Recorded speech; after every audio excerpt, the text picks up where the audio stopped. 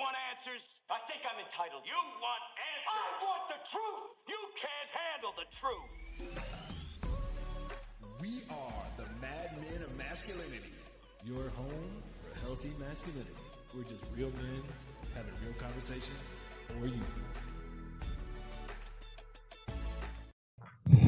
Good day, Mad Men Mafia.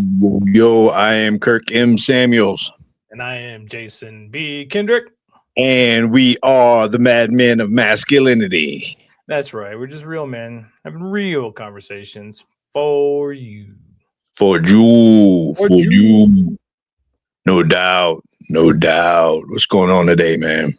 Well, you know, we had our discussion last week, and we were talking about men's fears and what do men fear, and then we've been having these deep conversations, and I think one of the things we even kind of touched on before was about self-awareness, ownership of your shadow and your stuff, and luckily we know people keep showing up and want to get on the Mad Men show and come talk to us. So we have a gentleman from the East Coast who wanted to be on the show to talk about ownership and self-awareness. And so we figured, you know what, they get tired of listening to us knuckleheads just talk to ourselves. So we might as well bring on the man himself, Mr. Lionel Moses. Welcome to the Mad Men of Masculinity, sir. Thank you for joining us. How you doing, sir? How you doing? I'm glad to be here, Kirk and Jason. Awesome. Hey, you can't mention East Coast, man. I'm an East Coast kid too, so I need to find out where, man. I need to check your paperwork, man. I need to check your paperwork. Jersey all day, man. New Jersey, yes. Okay, where at New Jersey? Not Philadelphia, but I'm in Jersey. I was born and raised up in North Jersey, up in Newark, and now I live down in Camden County, down in South Jersey. Yes, I got you. Yeah. Right on. I went to boot camp in New Jersey, down in Cape May. Okay. But originally from DC and all that kind of stuff. So yeah, I got we always got it. Like I said, man, it's like the big house, man. You got to check the paperwork, make sure your paperwork is good. You come around here, man. You know what I'm saying? I appreciate that. I was actually on that base doing a tour like a couple years ago. Yeah. It has a lot of history down there as well. I didn't know about. Yeah, down in Cape May, the military. Yeah. There's a ton out there, man. So yeah, I hear you did some time in the military. Is that right? Are you a veteran? Yes, sir. All right, we gotta check paperwork, man. We gotta check some paperwork, man. I need to know. I need some details. I served in VF-74 aircraft squadron on board USS Saratoga CV-60 during Desert Storm. Desert Navy man. Yeah. Deployed August 2nd, 1990 to head out to the Red Sea. Wow. Yeah, to bring an end to nice. What'd you do at the squadron? Yes. I was a What'd you do at the squadron? So yep. I was an aircraft supply guy. So I kept the planes flying. I made sure they had the parts, and the fun part with that job was there was a time during our cruise where I was flown off the ship to Italy, Sigonella, to get parts, because believe it or not, they didn't always have cell phones. Like this. Nice. So I had to go somewhere and send a message and send paper documentation to get stuff. Yeah. So, but that was awesome, man. My son is an aviation corpsman, and he's about to get assigned to a squadron down in Virginia Beach. So he'll be deployed next time around. So man, that's good stuff, man. Thank you for your service. Appreciate it. Yeah. I was stationed in Virginia Beach in Oceana. Okay. It's a good spot. There's good surfing over there. I mean, Kirk used to play on boats too, but he was Coast Guard. So, I mean, we let him in, but Well, I could make some jokes, but I won't. I'm gonna keep it above board here today. Trying to be nice today. I went to college in Norfolk, so man, we might have been down around Norfolk around the same time. It's possible. Yeah. No doubt. I was stationed in Oceana, but you hang out in Norfolk because that's where all the action. Oh yeah. Yeah, no doubt. Man, you got good paperwork, man. I never did anything wrong, but I was there. Yeah. That's what we all You say. got good paperwork, man.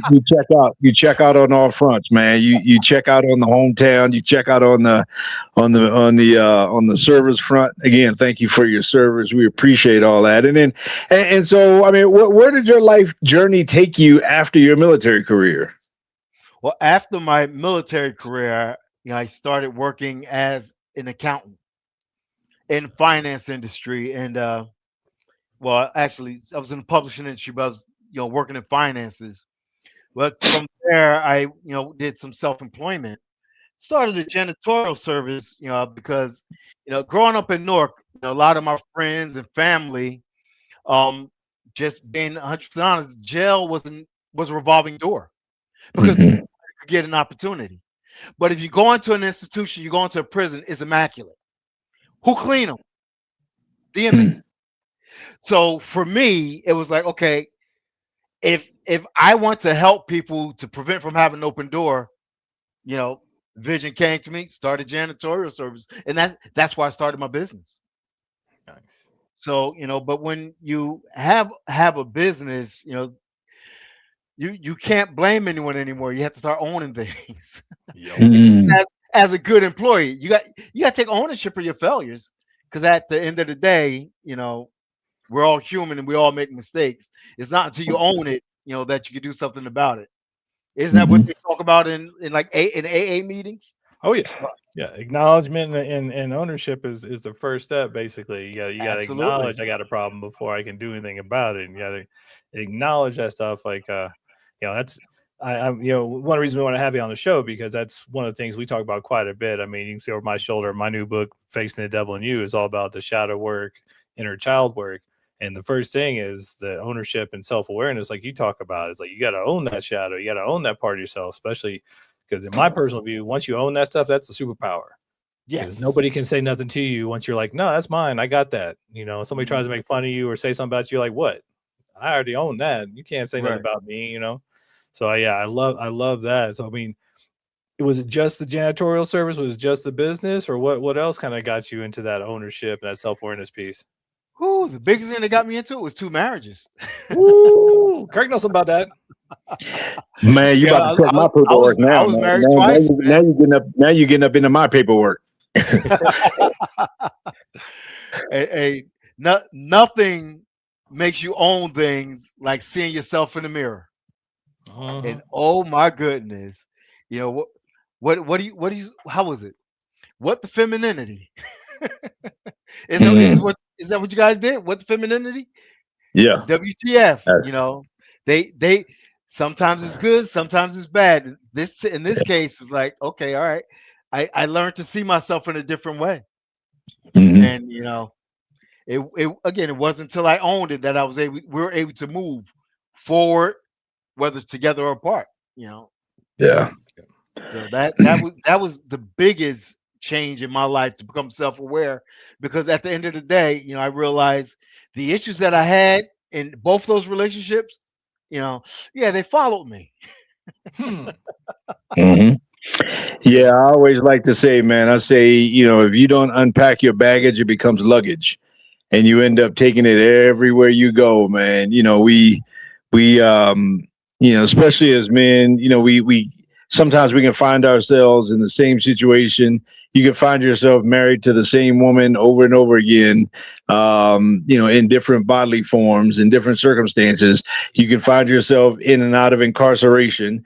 You can find yourself, in and out of employment situations. I mean, you can go down the list. You find yourself over and over living the same story, like the Truman Show. And it's not until you realize that, wait a minute, maybe I'm the common factor, right? Maybe I'm the one that keeps bringing me back to the same point. So, man, you're right, especially from a man point of view, man. Sometimes we got to unpack those bags. Definitely got to unpack the bags, because after a while they get heavy. Yeah. Yeah, they get heavy if you just keep putting stuff in it. Now, what would you say was since you say that kind of spawned a question, what would you say is the heaviest bag you had to unpack? Ooh. Well, I'm gonna say, as with most men, those three letters EGO. It's my ego. Mm. And just realizing that I I can be wrong, and my perspective is not the only one. And it's hard, and I'm not using it as a cop out, but it's hard for I should say it was hard for me being military trained that this is how you do it. There is no room for change. There's no room for adjustment. There's no room to pivot. But Mm-hmm. that's in the military. That's structured for us to win a war. That's structured for us, to be a good offense. But in a relationship where, things fluctuate like feelings, you have to be a little bit more pliable than that. And that was the hardest thing for me, was to learn how to bend. I was hard, not Yeah. not necessarily negative, but I was just hard. Yeah. So I wonder if I'm the only guy. Probably not, but Probably not. I wonder if I'm the only guy who's been like, I catch myself now, even in my relationship, in my home, my relationship with my wife. And just to your point, like, I really want this to go this way. Like, this is the way this should happen. This is the way you should react. This is the way you should respond. This is what you should be doing, on the weekends, in mine and our free time, et cetera, et cetera. I catch myself a lot with my set of expectations being projected, onto, what arguably is the most important person in my life. I mean, am I the only guy? Or do you, I mean, Oh, or can I get an amen? you got an amen from me.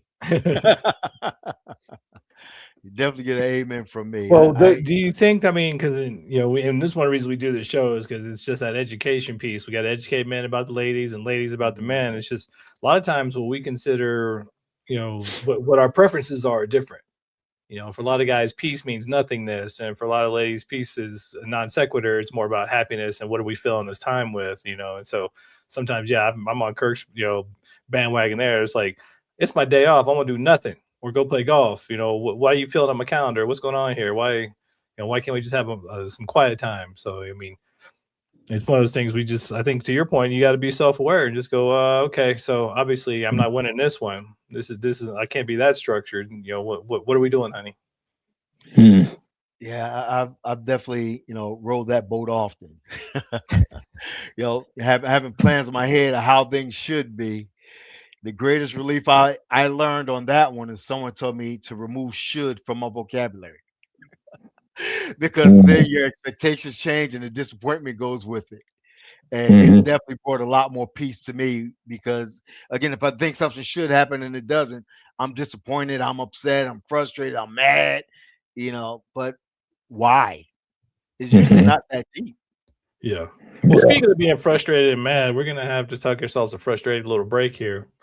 So we're the Mad Men of Masculinity. We got Lionel Moses on the show today, and we're gonna be right back.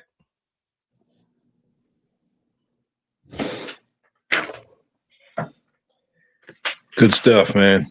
Nice little segue.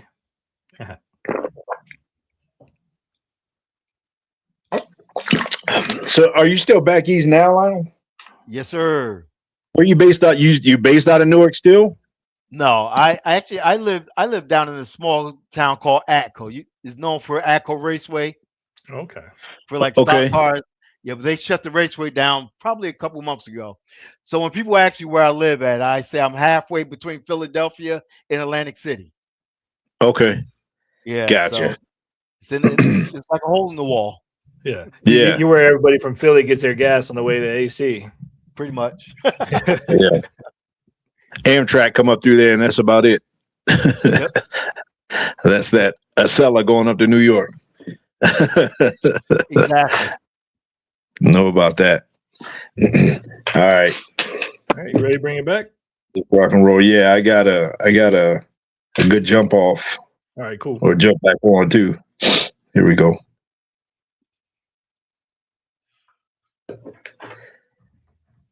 And we're back. We are back.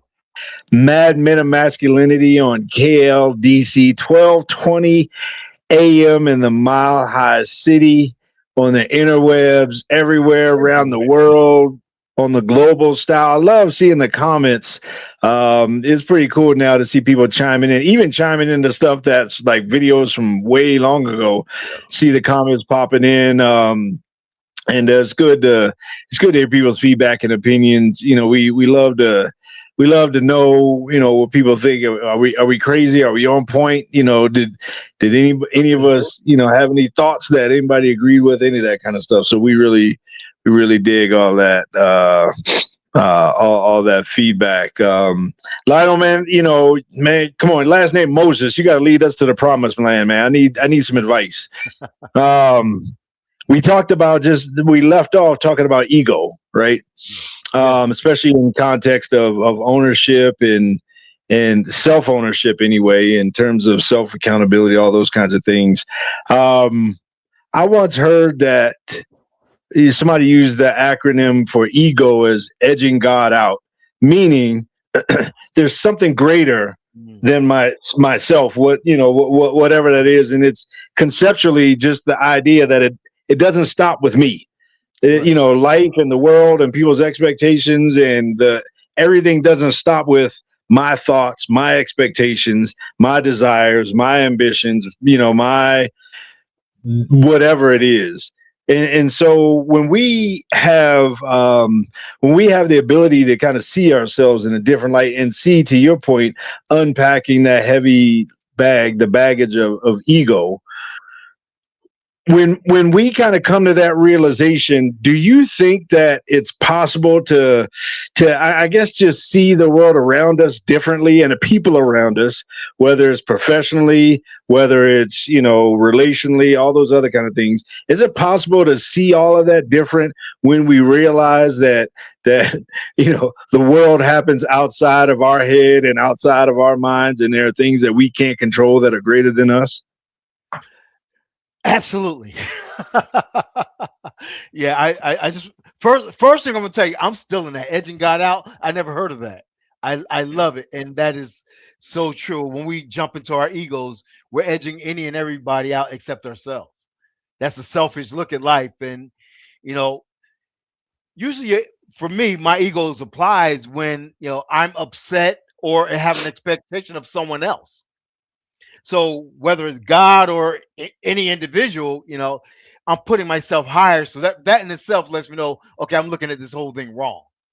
You know, conceptually, you know, that's, you know, the idea that I talk about in my book. You know, I have a book that's titled The Marriage Seed, but this title is deceptive because when I'm saying marriage, I'm talking about a commitment. You have to have a commitment with yourself, a lifelong commitment with yourself, and in the marriage you have to work it.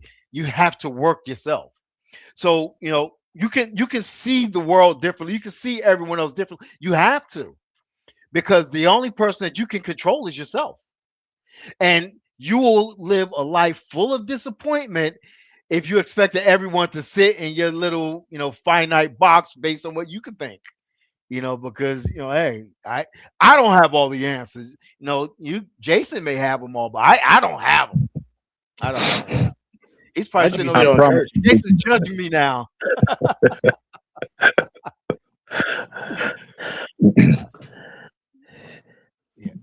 Yeah, but no, we the getting the ego out of it, which is, I mean, I think the best way is kind of goes right back to the ownership and self-awareness. You got to own that ego.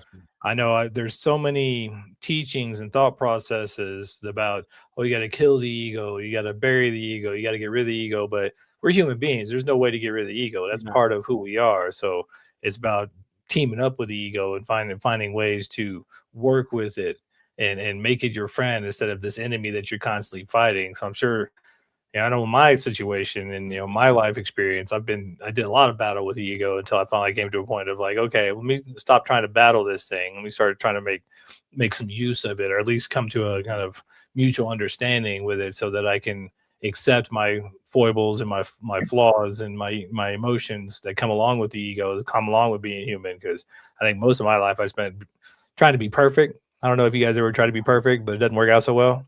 And so, having some kind of come to Jesus meeting and acceptance of, hey, me and the ego, we got to work this thing out, really helps to get that kind of ownership of like, okay, this is who I am, and I can own that part of myself and know that I'm just a human being. Have you had the experience with that, or does that sound like anything you've done? That's life, a life lesson that I've learned. Yeah, Because believe as strange as it sounds, for me, I had to come to a realization that I was human. yeah, So that's a as hard far one as to being swallow. a perfectionist, yep, I can raise my hand for that one. As far as getting upset with myself when things go wrong, you know, having high expectations of myself, you know, I always struggle with my ego. I haven't mastered controlling my ego yet, and I don't think I ever will. Okay. Because what happens for me when it comes down to ego, maybe it's just me, is that okay, if I get some sort of mastery in this area, he's going to show up in another.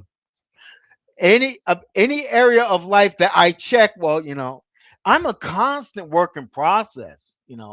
I'm always under construction, and I had to realize that that's part of the human experience.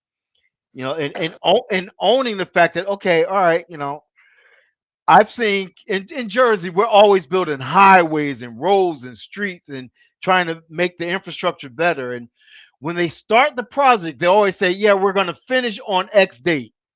They're usually delayed. And the reason why they're delayed is because there's always something unknown that happens, such as life.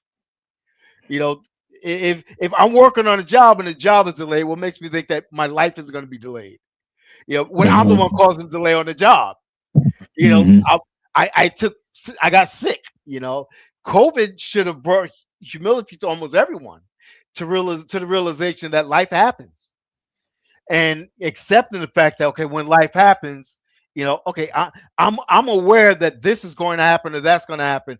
I can control what I can control, and my plans are nothing more than a plan. They're always subject Hmm. to change until it's complete. Yeah. In our Western culture, we tend to see things more often than not, or we want to see things as linear. You go from A to B to C to D all the way to, that things just happen that way. Even time being linear, right? And in a lot of Eastern cultures, time is not linear, it's circular, right? Right. There is no first season of the year because there was one right before that, right? Um, and so a lot of times in our journeys of life, especially, and again, well, all of us we're speaking from to men, from a man's perspective, and a common journey amongst men that a lot of times we see ourselves as behind. To your point, man, we see ourselves as behind where we should be, and man, I at this age I was expected to be here and having XYZ in life and all these other kind of things, and in reality, you know we're on the journey, and the journey is not really a straight line. It's like when there's a famous race here in Colorado, happens on Memorial Day, and it's called the Boulder up in Boulder, Colorado, and 50,000 people run this race. It's a 10K, and it's probably like many other distance races in many other cities. But when you run the race, it winds through the city, and it goes left, it goes right, and sometimes it doubles back on itself, and it's just a journey through the city, and you can find yourself at the same intersection but going in different directions at different times. And maybe as men, we got to understand that things are not linear, and things happen at different times in life, and wherever you are is maybe where you're supposed to be at that time. And maybe our job is just to learn what we need to learn, as the lessons being taught in any given point in our life. Definitely agree with that one. Life always throws curveballs, and except wherever you are is where you are. So for me, it is where you're supposed to be because you can't be anywhere else. So even if you Mm. thought you were supposed to be somewhere else, you have to accept is that this is where I am. This is it. So even if you want to get to another place, you have to start from where you are, no matter where that is. Yeah, it reminds me of one of my favorite teachers, Byron Katie, talk about, there's my business, there's your business, there's God's business. And a lot Absolutely. of times when, we're judging ourselves based on somebody else, that's God's business. Like, you can do, like you said, every right now is all you have, and you're always doing the best you can in each moment. Because if you could do better, you would do better. But how many of us look back on our past selves and start judging them from where we are now? I didn't have the tools back then. I didn't have the knowledge or wisdom back then to do what I can do now. So I shouldn't judge myself for back then for what I can do now or what I know now. And so, and that's God's business. The timing of things is God's business. I can handle how I react to things, you can handle how you react to things, and that's about it. You be in the moment and do your thing. So, whose business are you in? Yeah, I think Kirk said it best when he's like, is the reason why we struggle, as you say, Jay. Well, why I struggle, as you say, Jason, is because I see life as linear, and God is outside of time. Yeah. So I'm looking at my time and where I think I should be based on what I know. But a friend told me before, said, I can see to the corner, God sees around the corner. So I'm going based on what I know. Sometimes I'm slow. Sometimes God forces me to, or gives me circumstances and situations where I have to slow down, so that way I don't get hit in an accident at the intersection. Yeah. If I made it to that intersection at the wrong time and I'm not ready for it, as you're saying, Jason, I'm doomed to fail. And then my ego could flip the other direction where I think I'm worthless and I'm useless because I didn't make what I thought was where I should be. But the truth of the matter is owning where I am is the best thing for me at all times, simply because I'm here. Yeah.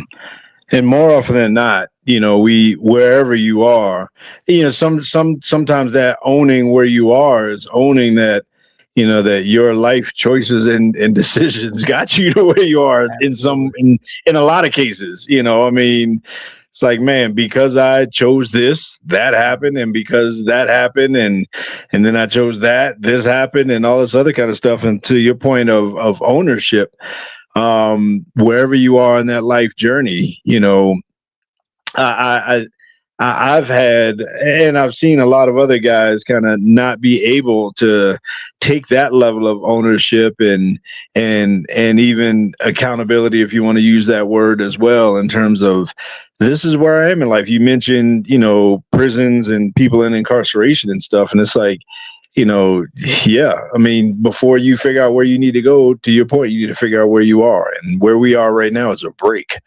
Right. And so we're gonna take a break and reset. Get a little sip of water here, reset, and I'm gonna check some more Lionel's paperwork, make sure he legit.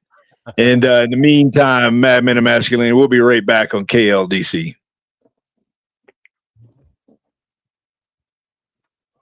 Boom.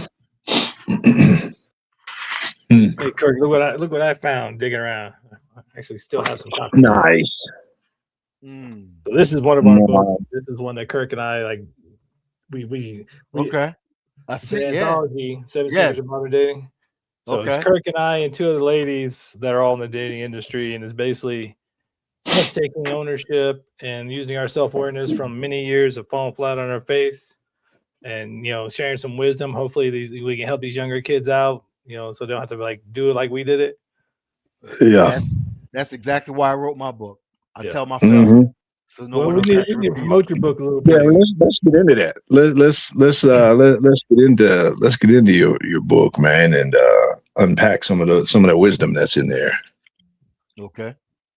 Very cool. All right. With pleasure.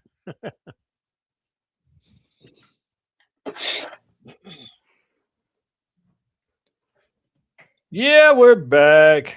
Your boys are back. Time to get deep. Let's do this thing. So, that's Mr. right. Lionel Moses, I know you're a wise man. You've been through it. You've learned your lessons. I heard you put it down on paper though, and we wanted to talk a little bit about that book you wrote. What's it called? It's called The Marriage Seed: How to Cultivate the Relationship That You Desire and Deserve. Oh. Yeah. Why'd you use the word cultivate?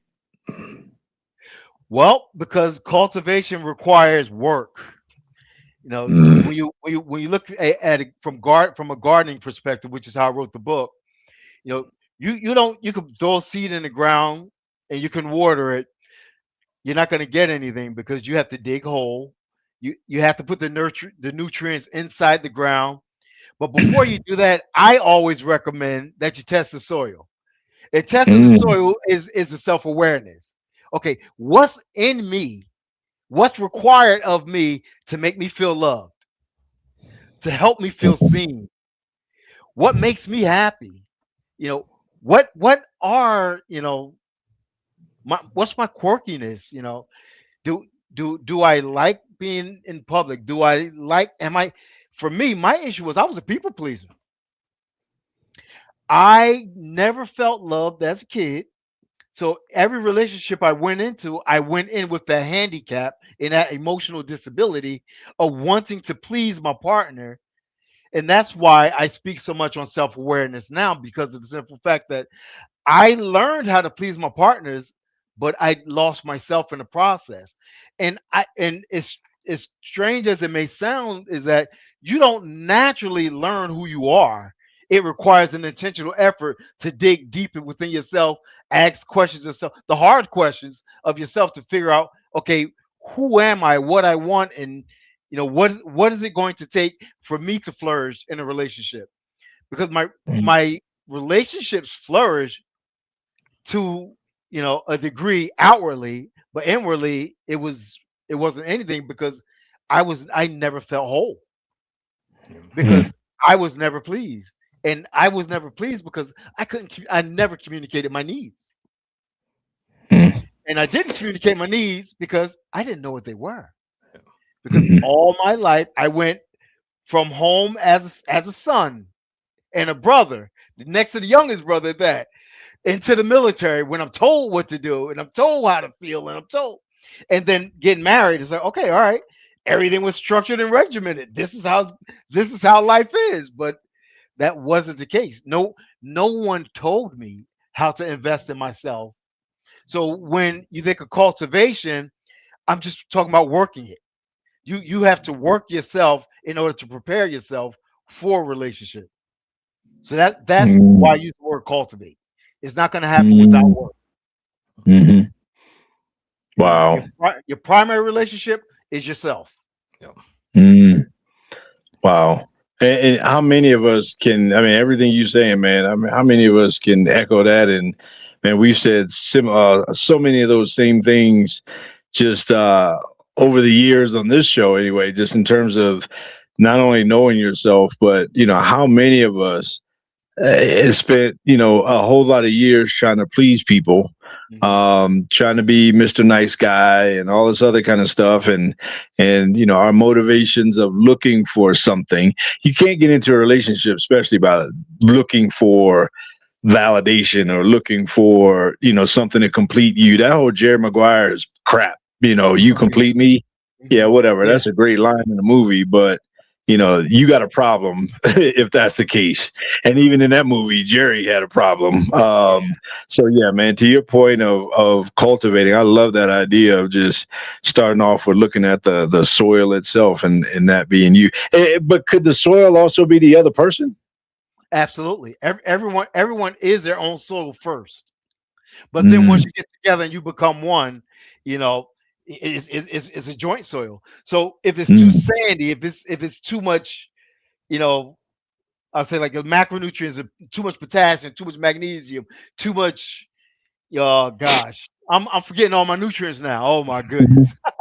Mhm. But once you come together, you still have to be fertile in order Mhm. to produce something. You can't produce something if it's too sandy, or if it's too dry, or if Mm. it's too much clay. So if my soil is full of nutrients and hers isn't, well, we have to work together to make sure that first of all, we're compatible and something can grow into us. And then that's where the marriage and the relationship grows. Okay, not because the truth of the matter, something can grow in almost any soil. Mm. As a union, we have to decide, okay, is this what we want to grow? If it isn't, then we have to treat the soil as if we want to grow what we want to grow. I can't grow in sandy dirt the same thing that needs, dry heat and a lot of moisture. It's just not going to grow. And I learned that, from just working in my yard, because every year I do soil tests on my grass and in my garden to make sure that I have what I need. And fish oil is a stinking nasty thing, but it helps everything grow. And most fertilizer is dung. And in every relationship, guess what you're going to have? You're going to have some dung somewhere. And, nothing grows without water. So now you got something stinky, and then you got water and dirt. You got something messy. That's a relationship. It's going to be stinky. It's going to be messy. But when you put it together, something beautiful can grow out of it. Well, and you're basically talking about nice guy syndrome, which is something we talk quite a bit about because both of us had our own experiences with that. But to cultivate and to plant those seeds, you first have to till the soil. And Absolutely. for a lot of us, it's tilling our own soil.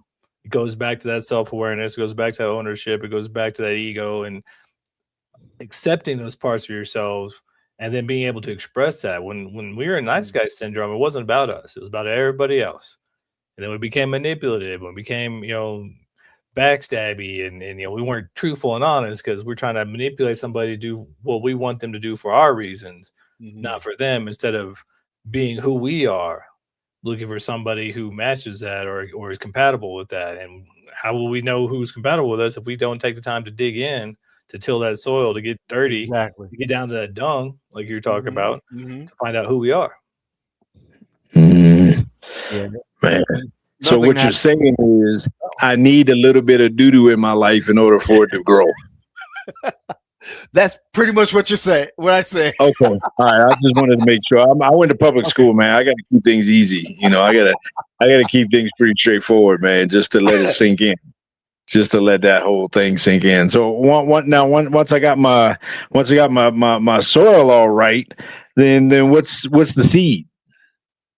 Well, the seed is, whatever you desire to grow. The beauty of the seed is that everything, if you look outside a window and you see a big, beautiful oak tree, it all started with a seed. Everything that you want in a relationship is in you. You just have to work it and understand that there will be some seasons where, in Colorado and Jersey, we both get cold. If you plant it too late in the season, it may look like it's dying, and it may require a little effort a little later on. But most plants you can bring back to life if you're taking care of it. You have to be intentional. You have to watch it and see what's required, and never let up. Never let up, because the seed it has everything in it. And if it's a fruit tree, it has the fruits for the next generation on it. Yeah. Well, it sounds like too, you need to know what you're planting. You know what seeds you're putting in there. You don't want to, you're planting, corn when you're trying to get tulips. You can't be planting something rotten. We want something sweet. So, what are you planting in your garden? What are you planting in the soil? What are you trying to cultivate? I mean, probably a little self-awareness and ownership, is needed, so you know exactly what it is you're trying to cultivate and grow. How many people, especially, correct me if I'm wrong, most of us went in blind. We didn't get trained like how to ask for what we want or even know what we want or need. And we go in there just grabbing whatever on the shelf we can get. Like, come on, girl, let's make this work. And then it doesn't work. We wonder why. Exactly. To your point, I was watching it. I don't know how I got on this. Just random, next video up kind of thing. I was watching this guy talking about he was picking acorns to like help plant, future trees and that kind of stuff. And once there's like, I guess even a whole science behind, picking or choosing acorns, because I guess every acorn that falls on the ground is not going to produce a tree. Because and it was something about like putting them in water or something like that. And the ones that floated were different than the ones that didn't float. I don't remember which way was which, but in any case, there was like this whole method as to what are good acorns and what are not. I almost wonder if, to use the whole metaphor and the whole picture of the planting of it all, how many bad acorns we pick out hoping to grow good trees. And ultimately, they have no chance of it, regardless of your soil or your effort or any of that other kind of stuff. That is so true. Well, I'm far from a farmer, Mm-hmm. but one thing I do know, a farmer doesn't plant one seed. Mm. They always plant multiple seeds, and that goes back to that's a dating process where Mm-hmm. you got a handful of seeds and you're picking through what works and what doesn't work. Mm-hmm. And most people, they date wrong because they date for things that's superficial instead of things that instead of dating for long term. Mm-hmm. Long term, I don't care what you look like today because I don't know what's going to happen tomorrow. Where's your heart? Mm-hmm. Yeah. Where's your mind? Things of significance. And and maybe it's just me. It's like the older I get, the beauty is very important, but that is so much lower on the list than it was when I was 19, 20, 21. Mm-hmm. And beauty actually looks different to me because Mm-hmm. how do you speak to me? No, forget how you speak to me. How do you speak to the waitress when we go out to dinner? Yep. And I've learned, how do you speak to the janitor? Because as someone that owned a cleaning business, there were times where I would fill in for people and I would clean. I found out people treated me differently in the evening when I was cleaning than when I came in with my suit on. The same individual, I've seen people their mouths were open on the floor. It's like what's wrong? And a lot of times they would skirt and get away from me because of not that they disrespected me, but I was invisible. Mm-hmm. But yeah, I was visible when I had a suit on, which lets me know they saw me all along. Mm-hmm. And so for me, during a dating process, I watch people's actions and how they move without my influence at all, because that's an authentic self. Because Jason and Kirk, when you guys were dating, it's probably different. But for me, I always had a representative go. Now Mm-hmm. that I'm older, yeah, the representative had to stay home. Like, okay, if I like you, I'm gonna try to impress you. Right. So That's the I biggest want to see issue. who's the authentic person. Yeah, that's the biggest issue of being a nice guy trying to date. Hmm. Because you're not going to check them. You're not going to vet them. You're just going to, whatever they give you is what you take. And speaking of take, we have to take ourselves our last break. We're the Mad Men of Masculinity. That's Lionel Moses. And we'll be right back.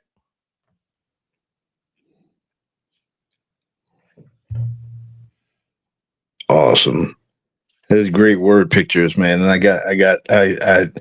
got my brain churning on even more of all that.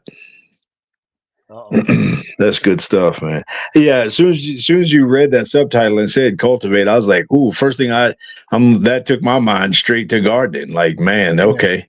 I see where that's going. That's awesome.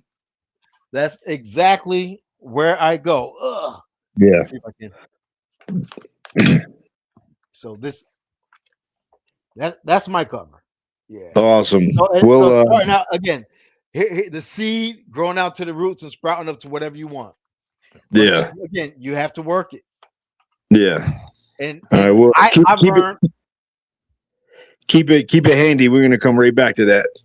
Okay. Let folks know what to look for and where they can find it. All right, here we go.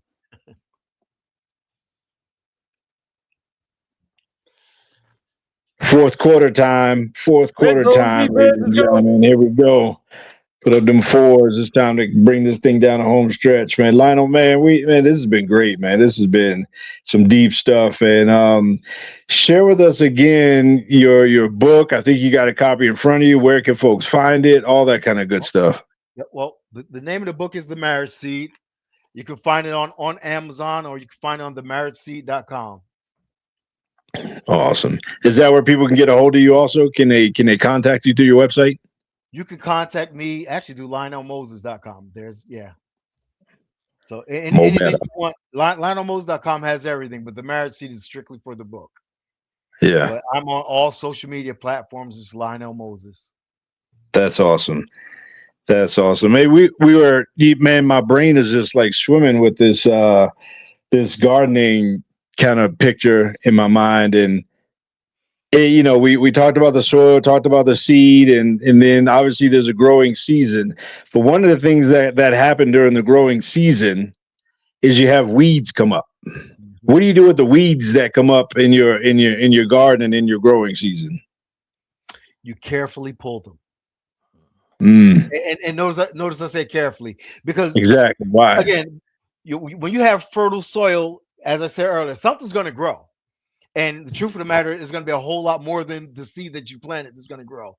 So you have to carefully pull the weeds. And the truth of the matter is, some weeds you have to let grow for a little while, so that way the root system of the plant that you planted is strong enough.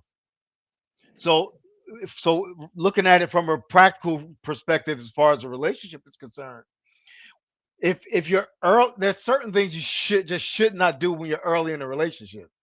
And I'm not gonna list a whole bunch of them, but one of the things you should do when you're early in a relationship is make sure that the root system is good, meaning your partner knows where you stand. And if there's a weed and your partner's unsure, let it grow, because the weed isn't that significant. You can pull it gently. If you see your plant moving, just let it go, and work on allowing your root system to get deeper, so that way your relationship is strong enough to pull the weed. Because some people may pull weeds prematurely, and they rip up everything and destroy what they were working on. So you just have to be mindful of the timing. And when you nourish and nurture, whatever you're growing, you just, again, as much as possible, just clip away at the weed. You're not gonna get the root of the weed, but you can at least clip it away. And that way it stunts its growth while you're growing your plant and your fruit or whatever. So it's not a total destruction of it, but again, it's not a distraction anymore, and you can focus on what you're growing, because the weeds are going to grow. The weeds are going to grow with your harvest. Well, it sounds like you're talking about you need to have your foundation, your roots fairly deep, but then Absolutely. don't allow, especially if you're dating, you don't allow, every little weed to throw you off or to next that person, because, you never know.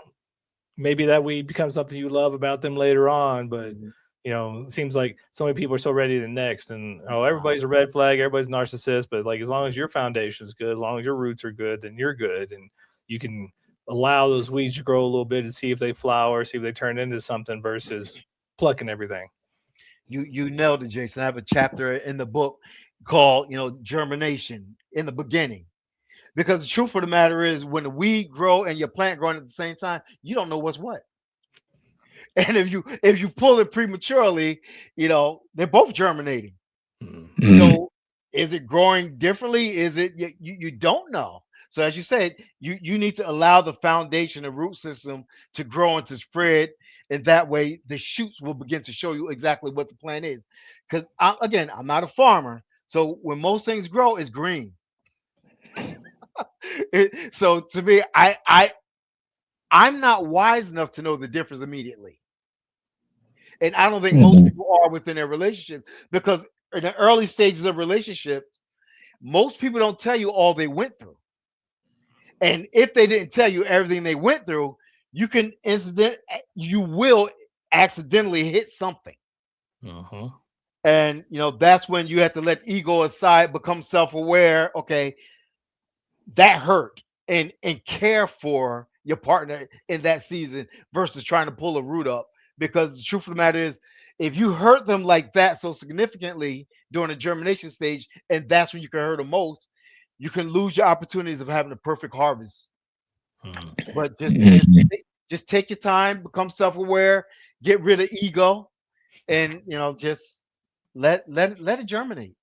Once you realize that it's nothing but a weed, okay, all right, clip it. Well, I don't want to miss the opportunity. I don't want to run out of time before we get to talking about the harvest. Well, the harvest is everything. the harvest, I say, it's like the end of the tunnel. Meaning you went through the seed time, you went through the germination period, you don't when the harvest is there, you really don't have to nurture it as much as you did early on. So now you get to benefit from all the work that you put into it. And when it comes down to a relationship, okay, during all those periods, you've assessed the progress, you've assessed what's good, what's bad, you've seen the weeds, and by now, the plant's usually stronger than the weeds because weeds, the roots for weeds doesn't grow as deep as a root for a plant in most cases. So you can pull them out of the way, and now you can have a much more intimate relationship with whatever it is you planted within your relationship, whether it's a work relationship or a romantic relationship. You don't have to fertilize it as much. You get to enjoy the fruits of your labor, which is why again, relationships are pretty labor intensive early on. But when you see, for me, I love to go to a park and see older couples holding hands. I love to hear people, finishing each other's speeches. That's the harvest. Yeah. Because I was talking to someone earlier today. The difference between a new plant or a new relationship and an old plant is, the difference between someone knowing what I do and someone should say someone knowing what I did versus someone knowing how I do things. Someone that know how I do things, they can get something done and help me out to benefit me, to help us go further faster because my ways versus just what I did. And that's the harvest. The harvest is, okay, now we can run together versus me putting in all effort or you putting in all effort. Wow. I'm reminded that the whole process is labor intensive in the beginning and labor intensive. It's labor intensive in the planting. It's labor intensive in the harvest as well. Yeah. And then I'm also reminded in the picture that you painting. I'm picking up what you're putting down. I'm also reminded that there's seasons to this thing and the seasons to relationship, and it's not always going to be a harvest thing, and it's not always going to be, whatever it is that you do in any particular season. That you ride with it, and you just got to know that there'll be seasons that come and go. Absolutely. One of the things I read before, when it comes down to gardening and when it comes down to life, there's time for seed, then there's time, and then there's a harvest. So seed, time, harvest. It in between the two, who knows what you need to fill in the gap. But the harvest, as you say, that's work. You get to benefit from the seed and the time, but it's still, as you say, it's still work. The work never ceases, especially when you're dealing with perennials. It's going to come back next year. Yeah, I mean, it sounds like everybody's always like, oh, the grass is always green over there. The grass is greener where you water it. And I think even to your example, when you're in a relationship, when you are laying down the roots and you're building that foundation, even the pulling of the weeds, once they get to a certain point, doing it together is part of that growth and part of that work. You start working together, and she says she doesn't like that, and you say I don't like this. Like, well, let's work together. How can we make this better? That's part of that pulling weeds. Absolutely. That's exactly what it is. Yep. Yeah, and I think with the whole relationship journey is us doing it together. I personally happen to believe, again, this is a Kirkism, Kirk, whatever. So I don't want to paint this thought on anybody else, but I happen to personally believe that when you have a good man leading in that process, whether it's seed or harvest or the waiting or any of that kind of stuff, when you have a good man in place, it's things can work out okay. I mean, I was raised by a single mom. I'm not saying that things go to hell when there's no man around, but I will tell you, and statistics will even prove that when there's a healthy man in a household, the household tends to do better, and so does everybody else in it. And so, we're unashamedly mad men of masculinity, and I don't think there's anything wrong with being pro good men in a household, a pro good man in the garden, and not even just the scarecrow hanging on, just scaring away. But point being, I think, when there is a good man there, things can go great. So we as men ought to aspire to be the great man in the garden, to help with seeing that whole process through, regardless of what season it is. That's exactly what I shoot for. And again, since statistics prove it, it's true. Well, I've seen, families with, again, I was raised predominantly by a single mom. My dad came in the picture a little later on. So, there is possible that you can have a good relationship, but my relationship with with my kids is a lot different simply because of the fact that I was present. Mhm. And I think what a lot of men need to hear is a present man does not have to be a perfect man. And that's mm, where I believe a lot of men that I know, they fall short because they know they're not perfect, but your presence is everything. Yep. And what mm, by not being perfect, you can show your kids how to be a human. That's all that mm, they're called to be, is a Yep. human, not Well, perfect. mm, well, not to steal your thunder at all, but I mean, the title of this episode is ownership and self-awareness. And I think every man needs some ownership and they definitely need self-awareness to be the best version of themselves they can be. And to your point, it's not about being perfect. It's about being that imperfect work in progress who's present. I mean, when we get down here to working on ourselves, I mean, it's always about that work in progress. So as we bring this plane in for a landing, sir, what would be your nugget of wisdom? What would be your last thought that you'd like to leave the madman of masculinity with? I would like to leave the Mad Men of Masculinity with the simple thought that all men are created equal. We have an opportunity on this planet to be authentically ourselves. That's what we need. We need you to be authentically you, own what's yours, and know that you're not going to know everything about yourself. So, becoming self aware is intentional. And you can always fall forward, never backwards. mm. Love it.